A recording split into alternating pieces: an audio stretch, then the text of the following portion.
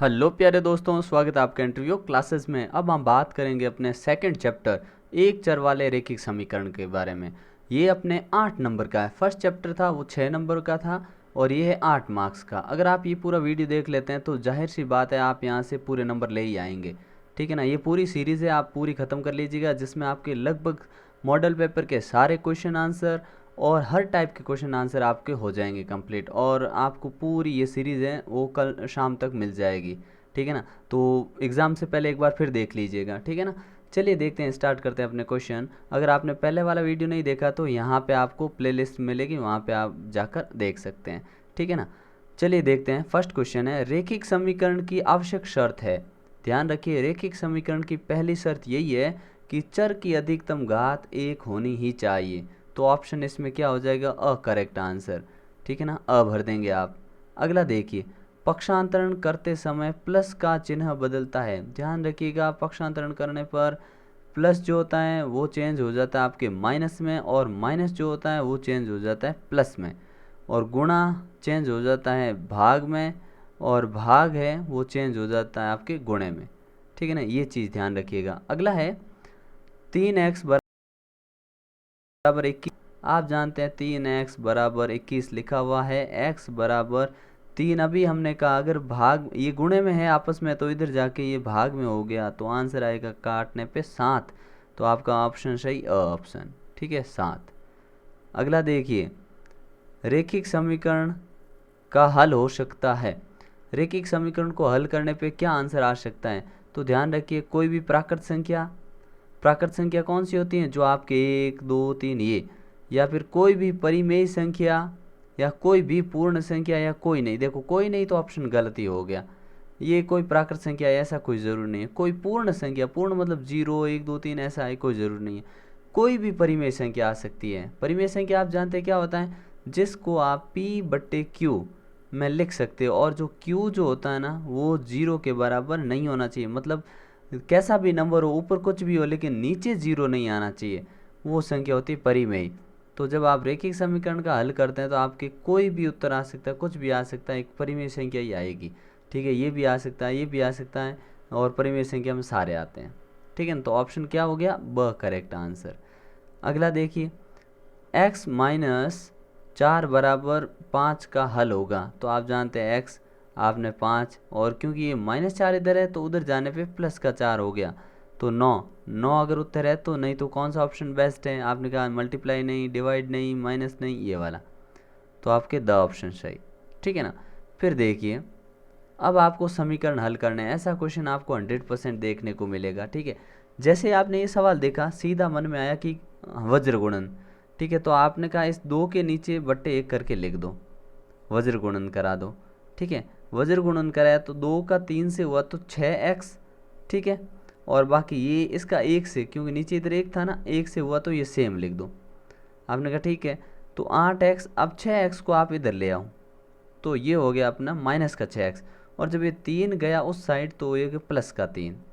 ठीक है, अब देखिए 8x में से 6x चले गए तो पीछे 2 रह गए x। ठीक है, और ये रहा 3।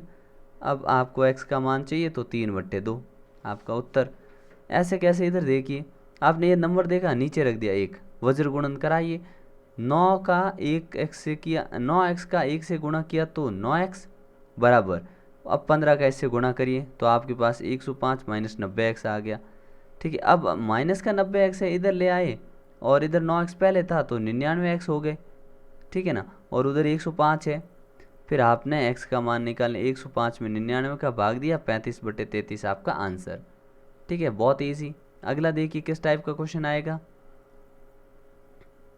अगला ये वाला, ऐसा क्वेश्चन आपको बिल्कुल या तो हो सकता है ऑप्शन बेस्ड में दे दे, या फिल इन द ब्लैंक्स में दे दे, ट्रू फॉल्स में दे सकता है। ट्रू फॉल्स में ये दे सकता है, निम्न समीकरण का हल होगा, सामने लिख देगा 7 8 9, या ऐसे लिख देगा ट्रू फॉल्स में कि इसका उत्तर 9 आएगा। सत्य या असत्य, आपने सॉल्व करके देखा तो 9 आ रहा है, आप कहोगे हाँ सत्य। ठीक है, इस टाइप से क्वेश्चन बनेगा। ठीक है ना, तो देखिए कैसे सॉल्व करोगे। पक्षांतरण कर दो सीधा सा, ये माइनस का 2 है उधर गया, प्लस का हुआ और जोड़ने पे 9 आ गया। सेम इसमें ये 3 प्लस का है ना, उधर गया माइनस का हुआ और आंसर 7 आ गया। ठीक है, फिर देखिए तीसरा सवाल, इसमें भी सेम करो, ये इधर प्लस का 2 है, इधर आया तो माइनस का 2 हो गया, और 6 में से जब 2 गए तो 4 बच गए जेड। ठीक है ना। अगला देखो, सेम इसी टाइप से क्वेश्चन करते जाना। 5वें में 6x बराबर 12 है, जब ये इधर गुणों में तो भाग में जाएगा, तो जब 12 में 6 का भाग लग गया तो उत्तर आ गया 2। ये इंटरेस्टिंग क्वेश्चन है। इसमें लिखा हुआ है t/5 बराबर 10, तो आपने 10 के नीचे 1 लिखा, क्रॉस मल्टीप्लाई करवाया, वज्र गुणन। ठीक है, तो t का 1 से गुणा किया t, और 5 का 10 से किया तो t बराबर 50। और इसमें देखिए, इसमें 18 के नीचे कुछ नहीं था, आपने 1 रख दिया, वज्र गुणन कराइए, 2x बराबर 18 ऐसे लिख दो। ठीक है ना, भले ही अभी गुणा करो ही मत, सीधा काट देना, बहुत ईजी है। अब 2 इधर से नीचे आ गया तो आपने इधर से काट दिया, 9 बार और 9 27 उत्तर। ठीक है, फिर देखिए जो अपना 11वां, ये थोड़ा कॉम्प्लिकेटेड है लेकिन है बहुत ईजी। आपको x का मान चाहिए तो x एक साइड ही रखिए, 17/7 इधर रखिए, और माइनस भेज दो, उधर हो गया -3/7। फिर -3/17 और एलसीएम आ गया अपने 7। ठीक है ना, 7 अगर नीचे वाला नंबर सेम है, एलसीएम आया है, तो ऊपर भी हमेशा सेम डिजिट, सेम साइन, यानी सेम निशान के साथ ऊपर सेम आएगा।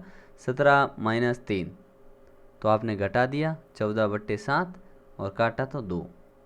इसमें पॉइंट भले ही हो, कुछ नहीं, नीचे 1 रखा, क्रॉस मल्टीप्लाई कराओ, आंसर आ गया आपके सीधा सा। ठीक है, दूसरे टाइप के ये है।